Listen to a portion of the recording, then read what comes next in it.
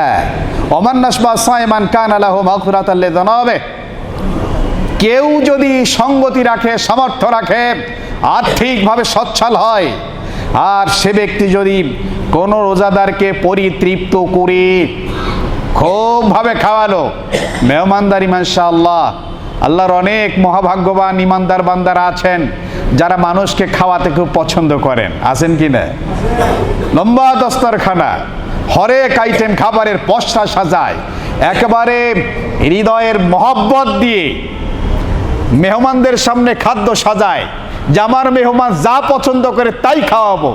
মেহমান খায় কিন্তু সে খুশি হয়, এরকম কোয়ালিটির মুসলমান আছে না? আবার সমাজের মধ্যে হাড় কিপটে আছে।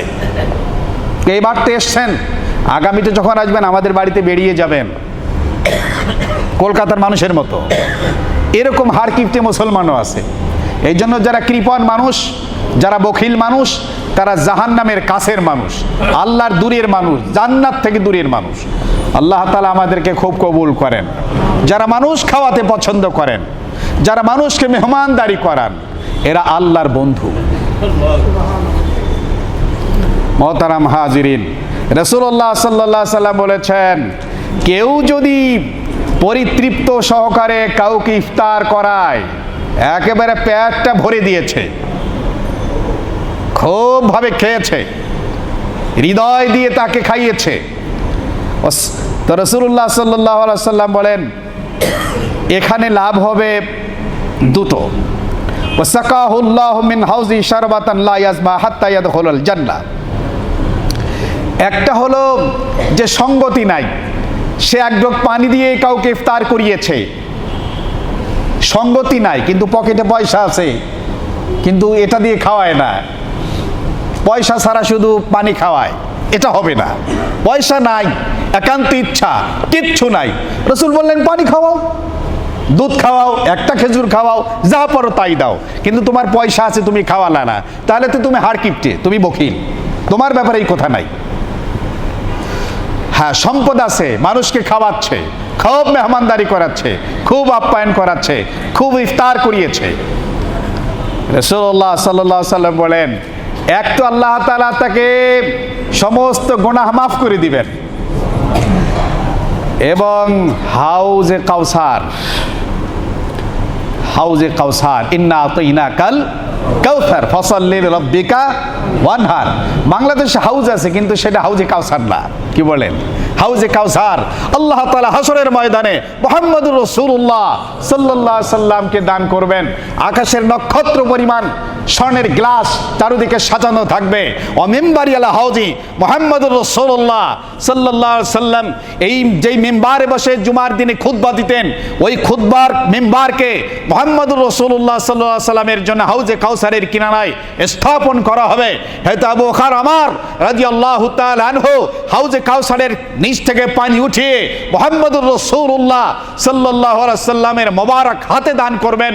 রাসূল গুররাম মুহাজ্জালিন মিন নাসারিল wudu, যাদের নামাজ পড়ার জন্য ওযু করেছে, মুখের মধ্যে চেহারার মধ্যে ঝলমল করতে থাকবে, যারা এই রমজানুল মুবারকে রোজাদারকে যারা ইফতার করিয়েছে, রোজাদারকে যারা পরিতৃপ্ত করে খাইয়েছে, এইরকম খাঁটি ইমানদারকে রসুল দেখে চিনবে, রসুল ডেকে ডেকে কাছে আনবেন এবং রসুলের মোবারক হাত দিয়ে ওই হাউজে কাউসারের পানি তাকে পান করাবেন। একবার যদি হাউজে কাউসারের পানি পান করেন, 50,000 বছরের মধ্যে আর কোনোদিন তার পানির তৃষ্ণা লাগবে না। আমরা রসুলের হাতের হাউজে কাউসারের পানি রাসূলুল্লাহর হাত থেকে পান করতে চাই কিনা? সবাই চাই ইনশাআল্লাহ। এখানে প্রত্যেক দিন 300, 400, আরো বেশি 500 ধরুন, এরকম লোকেরা ইফতার করেন।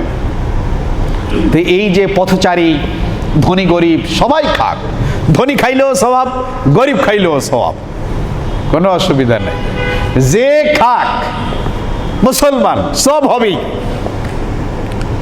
আমরা এই ইফতার ফান্ডে এবং সাধারণ ফান্ডে মসজিদে রমজান মাসে খরচ ব্যাপক, মাশাআল্লাহ। দীর্ঘদিন যাবতে মসজিদে রোজাদার পথচারীদের জন্য এই এলাকার যারা এখানে ইফতার করতে চান, আমরা পথচারী যারা ইফতার করেন এখানে তাদেরকে খুব ছোট চোখে দেখব না, কারণ এই লোকটি ইফতার করবে এজন্য আমার গোনা মাফ হবে, এই লোকটি ইফতার করবে এজন্য আমার লাভ হবে, রসুলের হাতের হাউজে কাউসারের পানি পান করব। তো এই লোকটাকে ছোট চোখে দেখার কোনো সুযোগ আছে? এই লোকটা আমার কত বড় হিতাকাঙ্ক্ষী, এই লোকটা আমার জীবনের কত বড় উপকারী মানুষ, সুতরাং সে আমার কাছে সম্মানিত ব্যক্তি, সে আমার কাছে মহামূল্যবান ব্যক্তি। সুতরাং এই মুসলিম মহামূল্যবান মুসলিম ইমানদারকে ইফতার করানোর জন্য আমাদের এখানে ফান্ড ক্রিয়েট করা হচ্ছে। এর জন্য প্রতি বছরের মতো এবারও আমরা ইনশাআল্লাহ এগিয়ে আসবো তো ইনশাআল্লাহ। রমজান মাসে রাসূলুল্লাহ সাল্লাল্লাহু আলাইহি সাল্লাম ব্যাপকভাবে দান করতেন। আমরা মসজিদের সাধারণ ফান্ডে দান করব, নির্মাণ ফান্ডে দান করব, ইফতার ফান্ডে দান করব, খেদমত ফান্ডে দান করব, ইনশাআল্লাহ সাধ্য অনুযায়ী দান করব। হ্যাঁ, আমি সওয়াব পাবো আমার ইখলাস অনুযায়ী, আমি কোন নিয়তে দান করলাম। এইটা কি হলো না হলো সেটা তো যারা দায়িত্বশীল তারা বুঝবেন, তাদেরও তো জবাবদিহিতা আছে আল্লাহর কাছে, কথা ঠিক কিনা?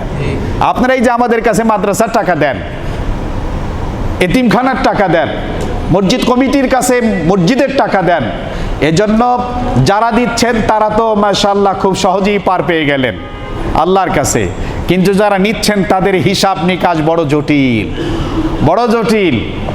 বিন্দু পরিমাণ খেয়ানত হলে আল্লাহর দরবারে আসামির কাঠগড়ায় হাসরে ময়দানে দাঁড়াতে হবে, এজন্য হিসাব আছে। যারা এই দায়িত্বগুলো পালন করেন তাদের জন্য দোয়া করবেন, আপনাদের দানগুলো ইখলাসের সাথে করবেন, এর ফলাফল হবে আমরা সবাই আজকের মতোই জান্নাতুল ফেরদাউসে থাকতে পারবো, আমরা সবাই রসুলের হাতের হাউজে কাউসারের পানি পান করতে পারবো। কি বলেন, এটা ভালো লাগবে না? আল্লাহ খুব তৌফিক দান করেন। আমরা এই ফান্ডগুলোতে আমাদের দায়িত্বশীল যারা আছেন তাদের সাথে যোগাযোগ করে এই রমজানুল মুবারক ইফতার করানোর এই সুযোগটা কেউ হাতছাড়া করব না, কম পারি বেশি পারি সবাই এখানে অংশগ্রহণ করব। কি বলেন ইনশাআল্লাহ? আল্লাহ তৌফিক দান করুন। আমি এবার চাচ্ছি, আপনাদের কাছ থেকে খুব আশা করছি ইফতার ফান্ডে এত পরিমাণ টাকা উঠুক যে ইফতার করানোর পরেও যেন অনেক টাকা বেঁচে যায়, এইটা একটা নজির হয়ে থাকুক যে ব্যাপক পরিমাণ মানুষ এখানে ইফতার করুন। ইফতারির টাকার জন্য কর্তৃপক্ষ দায়িত্বশীলগণ যেন কোনো কষ্ট না করেন, কোনো দুশ্চিন্তায় না ভোগেন, এমন একটা পরিবেশ তৈরি করতে পারবো না ইনশাআল্লাহ আমরা? আল্লাহ তৌফিক দান করুন। রাসূলুল্লাহ সাল্লাল্লাহু আলাইহি সাল্লাম বলেছেন, ক্বালা নবী আলাইহিস সালাম, ইন্না মা'শারান নবী মাশাআল আম্বিয়া উমিরনা বিতাজিল ফিতরিনা ওয়া তাখির সুহুরিনা মাজমু'জ যাওয়াদের মধ্যে এসে রাসূলুল্লাহ সাল্লাল্লাহু আলাইহি সাল্লাম বলছেন, আমরা যারা নবী, লক্ষ লক্ষ নবীদের প্রতি আল্লাহর নির্দেশ হচ্ছে আমরা রোজার সময় খুব তাড়াতাড়ি ইফতার করব এবং সাহারিটা শেষ দিকে খাবো। রাসূলুল্লাহ সাল্লাল্লাহু আলাইহি সাল্লামের অভ্যাস ছিল সাধারণত সাহারি খেয়ে ফজরের নামাজ পড়ার মাঝখানে 50টি আয়াত তেলাওয়াত করতে পারতেন, এতটুকু সময়ের আগেই রসুল সাহারি খেতেন। আমাদের মধ্যে নতুন করে একটা ফিতনা আমরা লক্ষ্য করছি, নতুন নতুন ইসলামের ব্যাখ্যা মানুষের কাছে, সেটা হলো আজান হয়ে যাচ্ছে, লম্বা সময় চলে যাচ্ছেন, অন্য ইফতার করতেছেন পরে, খুব পরে করতেছেন, এটা আমার সচক্ষে দেখা। আবার কিছু ফিতনা শুরু হয়ে গেছে এমন, একেবারে আগে করতে হবে তার অর্থ কোনো ঝুঁকিপূর্ণ অবস্থায় তো ইফতার করা যাবে না, সময়টা 1-2 মিনিট গড়িয়ে যাক তারপরে করি, এটাও সমাজের মধ্যে ফিতনা আছে, এটা আমার চোখ দিয়ে দেখছি সেইটা বললাম। আসলে ইসলাম শিখতে হবে যারা ইসলামকে সারা জীবন প্র্যাকটিস করে তাদের কাছ থেকে। হঠাৎ করে করে ফিতনা কতভাবে যে আমাদের মধ্যে অনুপ্রবেশ করছে। আজান হচ্ছে না, আজানের সাথে তো ইফতারের সমস্যা নাই, কিন্তু মুয়াজ্জিন সাহেবের দায়িত্ব আছে যে ওয়াক্ত শুরু হলেই তিনি আজান দিয়ে দিবেন।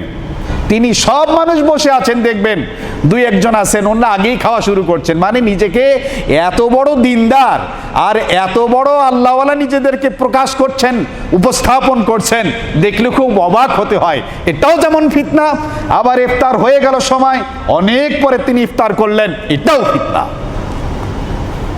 আল্লাহ আমাদেরকে হেফাজত করুন।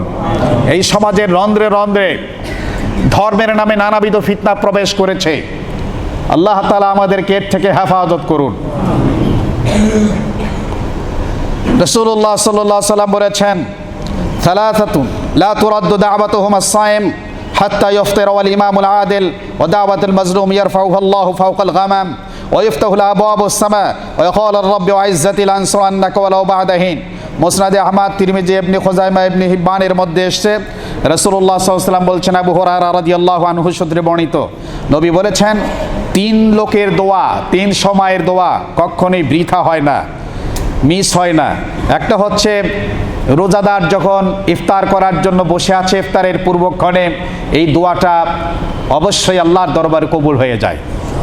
তাহলে আমরা এটাও নিয়ত করি যে ইফতারের আগে 1 মিনিটের জন্য হোক, 2 মিনিটের জন্য হোক, 5 মিনিটের জন্য হোক, 10 মিনিটের জন্য হোক, যার যতটুকু সময় হয় আমরা দোয়া করব ইনশাআল্লাহ। রাসূলুল্লাহ সাল্লাল্লাহু আলাইহি ওয়াসাল্লাম বলেন, ইমামুল আদিল, ন্যায় বিচারক এবং ন্যায়পরায়ণ বাদশাহ, যিনি কোনো জুলুম করেন না, জনগণের প্রতি কোনো অত্যাচার করেন না, এমন ন্যায়পরায়ণ বাদশাহ আল্লাহ তাআলার কাছে দোয়া করলে সেই দোয়া কবুল হয়ে যায়। এবং মাজলুম, যিনি নির্যাতিত, যিনি নিগ্রহিত, যিনি নিষ্পেষিত, যিনি নিজের অধিকার থেকে বঞ্চিত, এমন মাজলুম ব্যক্তি আল্লাহর দরবারে আহ বলে যখন বদদোয়া করে, যিনি জালেম, তার জন্য এই দোয়া আল্লাহর দরবারে কবুল হয়ে যায়। আল্লাহ তাআলা বলেন, আমি আমার ইজ্জতের কসম করে বলছি, বান্দা তুমি দোয়া করেছো, আমি তোমার দোয়া অবশ্যই কবুল করব। এজন্য আমরা এই হাদিসের উপর আমল করার জন্য চেষ্টা করি। আমিন ওয়া আখিরু দাওয়ানা আলহামদুলিল্লাহি রাব্বিল আলামিন।